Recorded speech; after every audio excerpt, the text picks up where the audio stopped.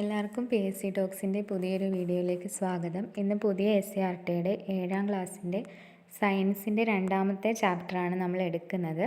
ആസിഡുകളും ബേസുകളും എന്നാണ് ഈ ചാപ്റ്ററിൻ്റെ പേര്. അപ്പോൾ നമ്മുടെ നിത്യജീവിതത്തിലും അതുപോലെ ലബോറട്ടറികളിലും ഒക്കെ ആസിഡുകളെയും ബേസുകളെയും ഐഡൻറ്റിഫൈ ചെയ്യാൻ പറ്റുന്ന മാർഗ്ഗങ്ങൾ, സൂചകങ്ങൾ, അവയുടെ പ്രത്യേകതകൾ ഒക്കെയാണ് ഈ ചാപ്റ്ററിൽ പ്രധാനമായിട്ടും ഉള്ളത്. ആദ്യം ലിറ്റ്മസ് പേപ്പറിനെ കുറിച്ചാണ് ഈ ചാപ്റ്ററിൽ പറയുന്നത്. മരങ്ങളിലും പാറകളിലും മറ്റും പറ്റിപ്പിടിച്ച് വളരുന്ന സസ്യവിഭാഗമായ ചിലയിനം ലൈക്കണുകളുടെ സത്തിൽ നിന്ന് നിർമ്മിച്ചെടുക്കുന്ന ചായമാണ് ലിറ്റ്മസ്. അപ്പോൾ ആ ഒരു സത്താണ് ലിറ്റ്മസ് എന്ന് അറിയപ്പെടുന്നത്. ഇത് നിറമാറ്റം വഴി പദാർത്ഥങ്ങളുടെ സ്വഭാവം തിരിച്ചറിയാൻ സഹായിക്കുന്നു. അങ്ങനെയുള്ള ഒരു സൂചകമായിട്ട് ഉപയോഗിക്കുന്നതാണ് ലിറ്റ്മസ്. ലൈക്കണുകളുടെ സത്ത് കടലാസിൽ പുരട്ടി ലിറ്റ്മസ് പേപ്പറും വെള്ളത്തിൽ ലയിപ്പിച്ച് ലിറ്റ്മസ് ലായനിയും ഉണ്ടാക്കുന്നു. അപ്പോൾ ലിറ്റ്മസ് പേപ്പറായിട്ടും ലിറ്റ്മസ് ലായനിയായിട്ടും നമുക്ക് ഈ ലൈക്കണിൻ്റെ സത്ത് രണ്ട് രീതിയിൽ ഉപയോഗിക്കാൻ പറ്റും. അപ്പോൾ pH 7 കുറവ് ആസിഡുകളാണ്, pH 7 കൂടുതൽ ആൽക്കലികളാണ്. അതാണ് pHൻ്റെ ഒരു ബേസായ ഒരു കാര്യം. pH 7 എന്ന് പറയുന്നത് നിർവീര്യമായ ഒരു അവസ്ഥയാണ്. ശുദ്ധജലത്തിൻ്റെ pH 7 അപ്പോൾ മുന്നേ കഴിഞ്ഞ കൊല്ലം PSC ചോദിച്ചിരിക്കുന്ന ഒരു 2 ക്വസ്റ്റ്യൻസ് ഞാൻ വായിക്കാം. ലിറ്റ്മസ് ലായനി അമ്ലമോ ക്ഷാരമോ അല്ലാത്തപ്പോൾ അതിൻ്റെ നിറം എന്താണ്? പർപ്പിളാണ്. അപ്പോൾ ലിറ്റ്മസ് ലായനിയിൽ പർപ്പിൾ നിറത്തിൽ ന്യൂട്രലാണ്. pH പേപ്പറിൽ കാണിച്ചിരിക്കുന്ന ശുദ്ധജലത്തിൻ്റെ നിറം എന്താണ്? പച്ച. അപ്പോൾ ഈ 2 ക്വസ്റ്റ്യൻസാണ് റീസെൻ്റായിട്ട് വ്യത്യസ്തമായിട്ട് ചോദിച്ചിരിക്കുന്ന 2 ക്വസ്റ്റ്യൻസ്. അപ്പോൾ pH പേപ്പറും ലിറ്റ്മസ് ലായനിയും. അടുത്തതായിട്ട് ആ ബോക്സിൽ ആസിഡുകളുടെയും ബേസുകളുടെയും പ്രത്യേകതകളും അതുപോലെ ഡിഫറൻസും നമുക്ക് പറയാം.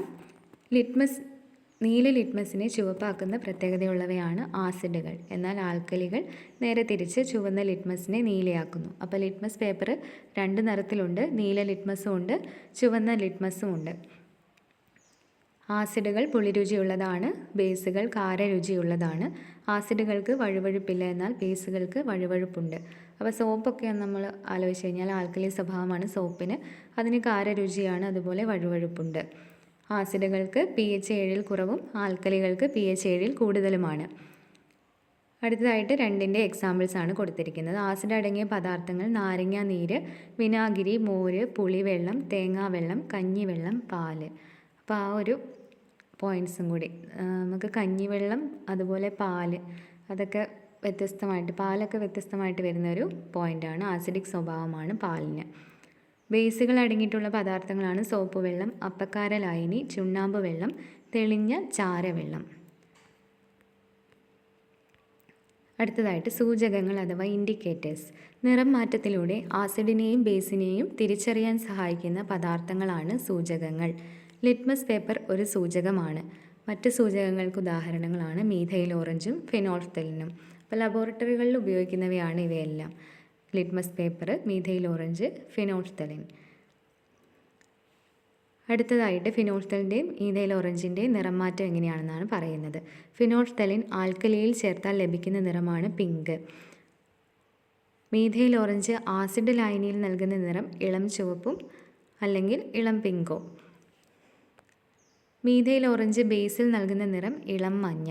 അപ്പോൾ ആ നിറങ്ങൾ ഓർത്ത് വയ്ക്കുക. ഫിനോൾഫ്തലിൻ്റെ കാര്യം ആൽക്കലിയിൽ ചേർത്താൽ പിങ്കാണ്, എന്നാൽ ആസിഡിന് ഫിനോൾഫ്തലിന് നിറമില്ല. ആസിഡിൽ ചേർത്താൽ ഫിനോൾഫ്തലിൻ നിറമില്ലാതെയാണ് കാണിക്കുക. മീഥൈൽ ഓറഞ്ച് ആണെങ്കിൽ നമുക്ക് 2 പദാർത്ഥങ്ങളിലും ആസിഡിലും ബേസിലും വേറെ വേറെ കളർ കാണിക്കുന്നുണ്ട്. അതുകൊണ്ട് മീഥൈൽ ഓറഞ്ച് കൂടുതൽ ഉപയോഗപ്രദമാണ്. ഫിനോൾഫ്തലിൻ ആസിഡിലോ ന്യൂട്രൽ ലായനിയിലോ നിറവ്യത്യാസം കാണിക്കുന്നില്ല. അത് ഇമ്പോർട്ടൻ്റ് ആയ ഒരു പോയിൻ്റാണ്. ആസിഡുകളെ തിരിച്ചറിയാനുള്ള ഒരു പ്രകൃതിദത്ത സൂചകമാണ് ചെമ്പരത്തി പൂവുരച്ച കടലാസ്. നമുക്കൊരു ലിറ്റ്മസ് പേപ്പറായിട്ട് അതിനെ ഉപയോഗിക്കാം. ക്ലാസ്സുകളിലൊക്കെ പണ്ട് നമ്മൾ പരീക്ഷണങ്ങളൊക്കെ ചെയ്തിട്ടുള്ളതാണ്. ബേസുകളുടെ പ്രകൃതിദത്ത സൂചകമാണ് മഞ്ഞൾ. മഞ്ഞൾ സോപ്പിലൊക്കെ ചുവന്ന കളർ കാണിക്കുന്നു. അപ്പോൾ ബേസുകളുടെ പ്രകൃതിദത്ത സൂചകം മഞ്ഞളാണ്. അടുത്തതായിട്ട് സാർവിക സൂചകം യൂണിവേഴ്സൽ ഇൻഡിക്കേറ്റേഴ്സ് എന്താണെന്ന് നോക്കാം. ഒരേ സമയം ആസിഡിനെയും ബേസിനെയും തിരിച്ചറിയാൻ ഉപയോഗിക്കുന്ന ഒരു സൂചകമാണ് സാർവിക സൂചകം. പല സൂചകങ്ങളുടെയും ഒരു മിശ്രിതമാണിത്. ഇതിൻ്റെ ഏതാനും തുള്ളി ആസിഡിലോ ബേസിലോ ചേർക്കുമ്പോൾ അവയുടെ സ്വഭാവവും തീവ്രതയും അനുസരിച്ച് പല നിറങ്ങൾ ലഭിക്കുന്നു. അപ്പോൾ സാർവിക സൂചകം ആ ഒരു ഡെഫിനേഷനും പഠിച്ചു വെക്കുക, അതിൻ്റെ പ്രത്യേകതകളും. സാർവിക സൂചകം നിറച്ചിരിക്കുന്ന കുപ്പിക്ക് പുറത്തുള്ള കളർ ചാർട്ടുമായി താരതമ്യം ചെയ്ത് ദ്രാവകത്തിൻ്റെ സ്വഭാവവും തീവ്രതയും കണ്ടെത്താം. അപ്പോൾ ആ ഒരു കളർ ഏത് pHയിലാണ് വരുന്നത് എന്ന് ഐഡൻറ്റിഫൈ ചെയ്തുകൊണ്ട് നമുക്ക് ആ പദാർത്ഥത്തിൻ്റെ സ്വഭാവം കണ്ടെത്താൻ കഴിയും. പുളിരുചി എന്ന അർത്ഥം വരുന്ന അസിഡസ് എന്ന ലാറ്റിൻ പദത്തിൽ നിന്നാണ് ആസിഡ് എന്ന പദം ഉണ്ടായത്. അപ്പോൾ ഈ ഒരു പോയിൻ്റ് ഇമ്പോർട്ടൻ്റ് ആണ്. അസിഡസ് എന്ന പദത്തിൻ്റെ അർത്ഥം പുളിരുചി എന്നാണ്, ലാറ്റിൻ വേർഡാണ്. നെല്ലിക്കയിൽ ധാരാളം അടങ്ങിയിട്ടുള്ള വിറ്റാമിൻ സി അസ്കോർബിക് ആസിഡാണ്. ഇതിൻ്റെ സാന്നിധ്യമാണ് നെല്ലിക്കയ്ക്ക് പുളിരുചി നൽകുന്നത്. അതുപോലെ തൈരിലെ ലാക്ടോബാസിലസ് എന്ന ബാക്ടീരിയ പാലിൽ പോഷണം നടത്തുന്നതിൻ്റെ ഫലമായി ഉണ്ടാകുന്ന ആസിഡാണ് ലാക്റ്റിക് ആസിഡ്. തൈരിന് പുളിരുചി നൽകുന്നത് ഈ ആസിഡാണ്. ഉറുമ്പ് കടിക്കുമ്പോൾ വേദന അനുഭവപ്പെടുന്നത് ഉറുമ്പിൻ്റെ ശരീരത്തിലെ ഫോമിക് ആസിഡ് നമ്മുടെ ശരീരകോശങ്ങളുമായി പ്രവർത്തിക്കുന്നത് കൊണ്ടാണ്. അപ്പം ആ ഒരു റീസൺ ശ്രദ്ധിക്കുക, ഫോമിക് ആസിഡാണ് അതിന് കാരണം. റബ്ബർ പാൽ കട്ടിയാക്കാൻ ഉപയോഗിക്കുന്ന ആസിഡാണ് ഫോമിക് ആസിഡ്. ഹിപ്നോട്ടിസത്തിന് ഉപയോഗിക്കുന്ന ആസിഡാണ് ബാർബിറ്റ്യൂറിക് ആസിഡ്. അപ്പം ആരോഗ്യരംഗത്ത് ഉപയോഗിക്കുന്ന ആസിഡാണ് ബാർബിറ്റ്യൂറിക് ആസിഡ്. അടുത്തതായിട്ട് ഈ ഒരു ബോക്സിൽ ഭക്ഷ്യവസ്തുവും അതിലടങ്ങിയിരിക്കുന്ന പ്രധാന ആസിഡ്സുമാണ്. അവ ചേരുംപടി ചേർക്കാനോ അതുപോലെ വൺ വേർഡായിട്ടോ ഇതിനു മുന്നേ ഒരുപാട് ക്വസ്റ്റ്യൻസ് PSC ചോദിച്ചിട്ടുണ്ട് ഈ ഒരു ഭാഗത്ത് നിന്ന്. മോരിലും തൈരിലുമൊക്കെ ലാക്റ്റിക് ആസിഡാണ്, വിനാഗിരിയിൽ അസറ്റിക് ആസിഡാണ്, നാരങ്ങ സിട്രിക് ആസിഡ്, എണ്ണ കൊഴുപ്പ് സ്റ്റിയറിക് ആസിഡ്, തേയില ടാനിക് ആസിഡ്, തേങ്ങ കാപ്രിക് ആസിഡ്, അരി phytic acid, apple malic acid, വാളൻപുളി അതുപോലെ മുന്തിരി അത് രണ്ടും ടാർട്ടാറിക് ആസിഡാണ്. നെല്ലിക്ക നമ്മൾ പറഞ്ഞു അസ്കോർബിക് ആസിഡ്. വിറ്റാമിൻ സിയുടെ ശാസ്ത്രീയ നാമവും അസ്കോർബിക് ആസിഡാണ്.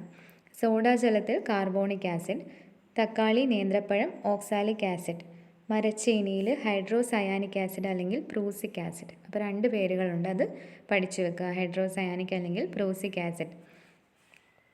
അപ്പോൾ ഇതിൽ ഓർത്ത് വയ്ക്കാൻ വേണ്ടിയിട്ട് ചിലതിന് ഞാൻ കുറച്ച് കോഡുകൾ പറയാം. തേങ്ങ കാപ്രിക് ആസിഡ്, അത് എന്തെങ്കിലും കൊപ്രയായിട്ട് നമ്മൾ വിചാരിക്കാം. കൊപ്രയാണല്ലോ തേങ്ങയുടെ ഉണങ്ങിയത്, അപ്പം കാപ്രിക് ആസിഡ്. അരിയാണെങ്കിൽ നമുക്ക് അരിയാഹാരം കഴിച്ചാൽ നന്നായിട്ട് ഫൈറ്റ് ചെയ്യാൻ പറ്റുമെന്ന് ഓർത്ത് വെക്കുക, ഫൈറ്റിക് ആസിഡ്. പിന്നെ ടാർട്ടാറിക് ആസിഡ്, വാളൻ പുളി മുന്തിരിങ്ങയൊക്കെ തിന്നു കഴിഞ്ഞാൽ നമ്മുടെ പല്ലിൽ ടാറ് പോലെ ഒട്ടി പിടിച്ചിരിക്കുന്നതായിട്ട് ഒന്ന് സങ്കല്പിക്കാം. അപ്പോൾ അതിന് ടാർട്ടാറിക് ആസിഡ്. ബാക്കി സോഡാ ജലത്തിൽ നമ്മൾ കാർബൺ ഡൈ ഓക്സൈഡ് ആണല്ലോ മിക്സ് ചെയ്യുന്നത്, അപ്പോൾ കാർബോണിക് ആസിഡ് അത് ഓർത്ത് വെക്കാം. അടുത്തതായിട്ട് സൂചകങ്ങൾ ചേർത്തപ്പോഴുണ്ടായ നിറം മാറ്റമാണ് ആ ഒരു ടേബിളിൽ പറയുന്നത്. അപ്പോൾ ഇടതുവശത്ത് സൂചകങ്ങൾ ഓരോന്നും കൊടുത്തിട്ടുണ്ട്, വലതുവശത്തേക്ക് ആസിഡുകളും അതുപോലെ 2 ആസിഡ്സും 2 ബേസുകളും കൊടുത്തിട്ടുണ്ട്. അപ്പോൾ മീഥൈൽ ഓറഞ്ച്, ഫിനോൾഫ്തലിൻ, നീല ലിറ്റ്മസ് പേപ്പർ, ചുവന്ന ലിറ്റ്മസ് പേപ്പർ, ഇതൊക്കെ നമ്മൾ നേരത്തെ ചർച്ച ചെയ്ത സൂചകങ്ങളാണ്. അപ്പോൾ മീഥൈൽ ഓറഞ്ച് ഹൈഡ്രോക്ലോറിക് ആസിഡാണല്ലേ, അപ്പോൾ അതിൽ ഇളം ചുവപ്പാണ്. അതുപോലെ സൾഫ്യൂരിക് ആസിഡിനും ഇളം ചുവപ്പ് നിറമാണ്. എന്നാൽ ആൽക്കലിയിലോ ഇളം മഞ്ഞ നിറമാണ്. സോഡിയം ഹൈഡ്രോക്സൈഡും പൊട്ടാസ്യം ഹൈഡ്രോക്സൈഡും ആൽക്കലി സ്വഭാവമുള്ളതാണ്, അതിൽ രണ്ടിലും ഇളം മഞ്ഞയാണ്. ഫിനോൾഫ്തലിൽ നമ്മൾ പറഞ്ഞു ആസിഡുകളിലും ന്യൂട്രൽ അയനുകളിലും നിറവ്യത്യാസം കാണിക്കുന്നില്ല, അതുകൊണ്ട് ആസിഡ്സിൽ നിറവ്യത്യാസമില്ല. സോഡിയം ഹൈഡ്രോക്സൈഡിലും പൊട്ടാസ്യം ഹൈഡ്രോക്സൈഡിലും പിങ്ക് നിറം കാണിക്കുന്നു. നീല ലിറ്റ്മസ് പേപ്പർ ആസിഡിനെ ചുവപ്പാക്കും, എന്നാൽ ആൽക്കലിയിൽ വ്യത്യാസങ്ങളൊന്നുമില്ല. ചുവന്ന ലിറ്റ്മസ് പേപ്പർ ആസിഡുകളിൽ വ്യത്യാസമില്ല, എന്നാൽ ആൽക്കലിയിൽ നീലയാകുന്നു.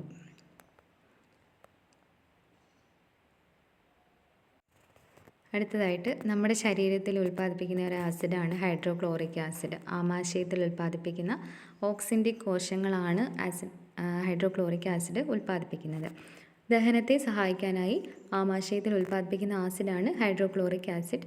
ഹൈഡ്രോക്ലോറിക് ആസിഡിൻ്റെ ഉൽപ്പാദനം കൂടുന്നതിൻ്റെ ഫലമായി ഉണ്ടാകുന്ന രോഗാവസ്ഥയാണ് അസിഡിറ്റി. അപ്പോൾ അസിഡിറ്റി കൊണ്ട് നെഞ്ചരിച്ചൽ, പുളിച്ചു തികട്ടൽ, അങ്ങനെ ചില ലക്ഷണങ്ങൾ ഉണ്ടാവാറുണ്ട്. അസിഡിറ്റിയുടെ ലക്ഷണങ്ങളാണ് ആമാശയത്തിനുള്ളിലെ നീറ്റൽ, നെഞ്ചരിച്ചൽ, പുളിച്ചു തികട്ടൽ, മലബന്ധം. അപ്പോൾ ഇതൊക്കെ അസിഡിറ്റിയുടെ ലക്ഷണമാണ്. അസിഡിറ്റി ഉണ്ടാകാനുള്ള കാരണങ്ങൾ: ശരിയായ രീതിയിൽ ആഹാരം കഴിക്കാതിരിക്കുക, വേണ്ടത്ര വെള്ളം കുടിക്കാതിരിക്കുക, തെറ്റായ ആഹാരശീലങ്ങൾ പിന്തുടരുക. അപ്പോൾ നമുക്ക് വിശക്കുമ്പോൾ കൂടുതലായിട്ടും ഹൈഡ്രോക്ലോറിക് ആസിഡ് ഉൽപ്പാദിപ്പിക്കുക, അങ്ങനെ അതിൻ്റെ അളവ് അന്നേരം ഭക്ഷണം കഴിക്കാതിരിക്കുമ്പം അതിന് ആവശ്യം അല്ലാതെ ഇരിക്കും. അപ്പോൾ അത് ദഹനത്തിന് വേണ്ടി തയ്യാറാവുന്നു, എന്നാലും ഭക്ഷണം കഴിക്കുന്നില്ല. അപ്പോൾ അവിടെ ആസിഡ്സിൻ്റെ അളവ് കൂടും. അതുകൊണ്ട് അങ്ങനെ അസിഡിറ്റി ഉണ്ടാവുന്നു. ആസിഡിനെ നിർവീര്യമാക്കുന്നതിന് ഉപയോഗിക്കുന്ന മരുന്നുകളാണ് ആൻറ്റാസിഡുകൾ. അപ്പം ആരോഗ്യരംഗത്ത് അസിഡിറ്റിക്ക് പരിഹാരമായി വരുന്ന മരുന്നുകളാണ് ആൻറ്റാസിഡുകൾ. ആസിഡുകൾ ലോഹങ്ങളുമായി പ്രവർത്തിക്കുന്നതിനാൽ അച്ചാറുകൾ സൂക്ഷിക്കാൻ ലോഹപാത്രങ്ങൾ ഉപയോഗിക്കാറില്ല. തൈര്, മോര് ഇവയിലെ ആസിഡ് ലോഹങ്ങളുമായി പ്രവർത്തിക്കുന്നതിനാൽ തൈര്, മോര് ഇവ ചേർത്ത കറികൾ ഉണ്ടാക്കാൻ മൺപാത്രങ്ങളാണ് സാധാരണ ഉപയോഗിക്കുന്നത്. അപ്പോൾ നമ്മുടെ ആ ഒരു റിയാക്ഷൻ ഒഴിവാക്കാൻ വേണ്ടിയിട്ട് ലോഹപാത്രങ്ങളിൽ അച്ചാർ സൂക്ഷിക്കാറില്ല. അതുപോലെ ലോഹ നിർമ്മിതമായ പാത്രങ്ങളിൽ മോര് കറി, തൈര് അങ്ങനെയൊന്നും പാചകം ചെയ്യാറുമില്ല. ലബോറട്ടറിയിൽ ഉപയോഗിക്കുന്ന ആസിഡുകളും ബേസുകളും ഏതൊക്കെയാണെന്ന് പറയുന്നു. ആസിഡുകൾ: hydrochloric acid, nitric acid, sulphuric acid, acetic acid. ബേസുകളാണെങ്കിൽ കാൽസ്യം ഹൈഡ്രോക്സൈഡ്, അതായത് ചുണ്ണാമ്പ്, സോഡിയം ഹൈഡ്രോക്സൈഡ്, കാസ്റ്റിക് സോഡ എന്നാണ് മറ്റൊരു പേര്, NaOH. Potassium hydroxide, caustic potash, KOH. അപ്പോൾ ആ ഒരു സയൻറ്റിഫിക് നെയിമും പഠിക്കുക, അതുപോലെ പൊതുവായിട്ട് നമ്മൾ ഉപയോഗിക്കുന്ന പേരുകളും പഠിക്കുക.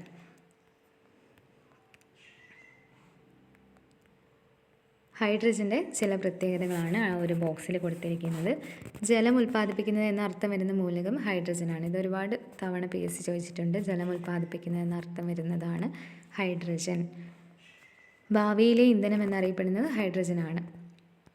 ഹൈഡ്രജൻ കണ്ടെത്തിയത് ഹെൻറി കാവൻഡിഷ് 1766. അപ്പോൾ ആ ഒരു വർഷവും കൂടി നോട്ട് ചെയ്ത് വെക്കുക, 1766.